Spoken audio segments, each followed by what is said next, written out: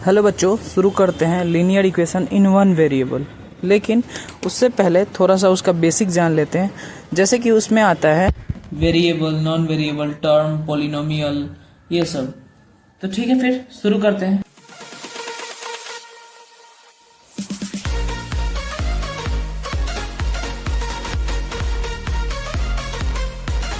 इसमें पहला है वेरिएबल। वेरिएबल का अगर हम हिंदी देखें तो उसका हिंदी होता है चर। इसका मतलब होता है जिसका वैल्यू बदलते रहे, जिसका वैल्यू बदलते रहे, कोई फिक्स वैल्यू नहीं, कोई फिक्स वैल्यू नहीं। जैसे इसमें हम लेते हैं X, Y, Z, P, Q, जितने भी इंग्लिश अल्फाबेट होते हैं ना, इंग्लिश अल्फाबेट आ जाते हैं वेरिएबल में, जिसका मान फिक्स ना हो, जिसका वैल्यू फिक्स ना हो।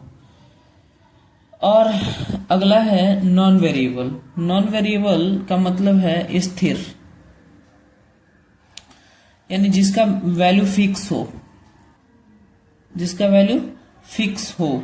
जैसे कि इसमें नंबर आ जाएंगे सारे 1 2 3 0 5, जितने भी नंबर होते हैं जिसका वैल्यू फिक्स होता है वो सारे आ जाएंगे इसमें नॉन वेरिएबल में, जिसको हम एक और वर्ड से जानते हैं कांस्टेंट, जिसका वैल्यू फिक्स होता है।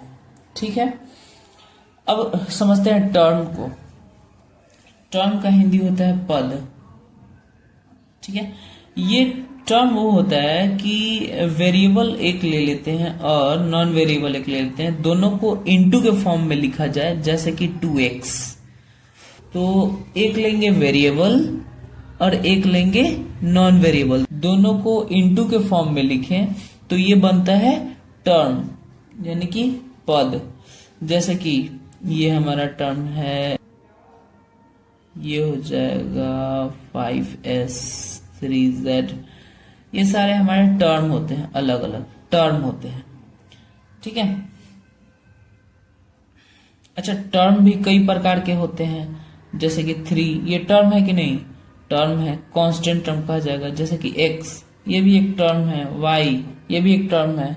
अब आप कहिए कि इसमें तो कांस्टेंट है ही नहीं, लेकिन होता है, ये भी एक टर्म है, ये भी एक टर्म है। इसको हम वेरिएबल टर्म कहते हैं, ये भी वेरिएबल टर्म हो जाएगा, ये कांस्टेंट टर्म होगा। आप कहिएगा यहाँ पे वेरिएबल तो है ही नहीं, 3 है, सिर्फ 3 और कोई वेरिएबल होना चाहिए ना, लेकिन नहीं, ये भी एक टर्म कहलाता है। तो टर्म समझ गए। इसके बाद समझते हैं पॉलिनोमियल क्या होता है। पॉलिनोमियल का हिंदी होता है बहुपद, यानी कि बहुत सारा पद, बहुत सारे टर्म को प्लस या माइनस साइन के साथ लिख दें तो उसको हम पॉलिनोमियल कहते हैं। जैसे 2x प्लस 3y, ये हमारा पॉलिनोमियल हो जाएगा। जैसे 3x प्लस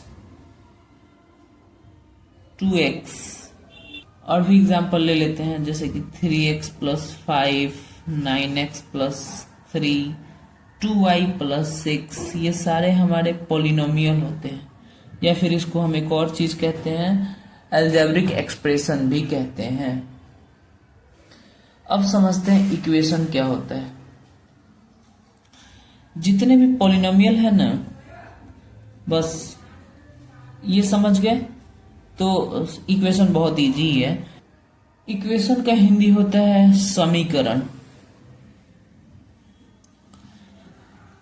इक्वेशन क्या होता है उसको समझ लेते हैं। जब पॉलिनोमियल में, जैसे मान लेते हैं ये एक पॉलिनोमियल है, इस पॉलिनोमियल में हम इजकल टू लगा दें,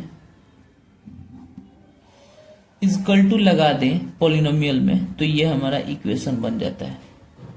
कोई भी पॉलिनोमियल है, इजकल टू लगा देंगे तो इक्वेशन बन जाएगा। जैसे कि 2x plus 3y is equal to 5 लगा दें, इजकल टू और उसके बाद कुछ भी लगा दें, पॉलिनोमियल हो जाएगा। जैसे कि 3x plus 9p is equal to k, ये भी एक इक्वेशन है। तो बस इजकल टू लगा देंगे तो इक्वेशन, इजकल टू नहीं रहेगा तो पॉलिनोमियल, यानी कि बहुपद। तो ये सारा चीज समझ गए। अब आगे की वीडियो में समझेंगे टाइप ऑफ इक्वेशन। अच्छा, एक पॉइंट और छूट रहा था, लाइक टर्म और अनलाइक टर्म समझते हैं।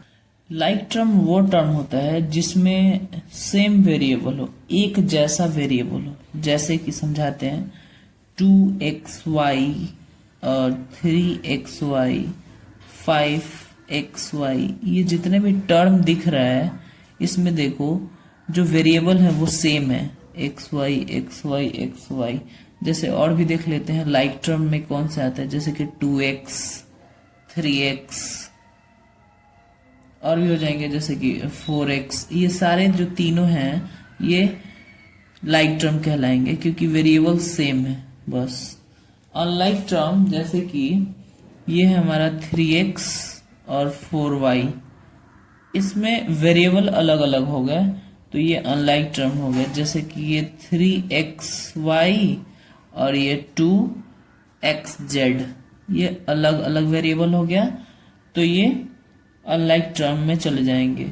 अच्छा, एक चीज और है, जैसे 2xy है और 3yx है तो ये लाइक टर्म में ही आते हैं। xy और yx से कोई मतलब नहीं होता है, xy इसमें भी है और xy इसमें भी है, इधर उधर लिखने से कोई फर्क नहीं पड़ता, ये दोनों लाइक टर्म में ही जाएंगे। तो लाइक टर्म अनलाइक टर्म समझ गए होंगे। ठीक है, फिर मिलते हैं नेक्स्ट वीडियो में। धन्यवाद।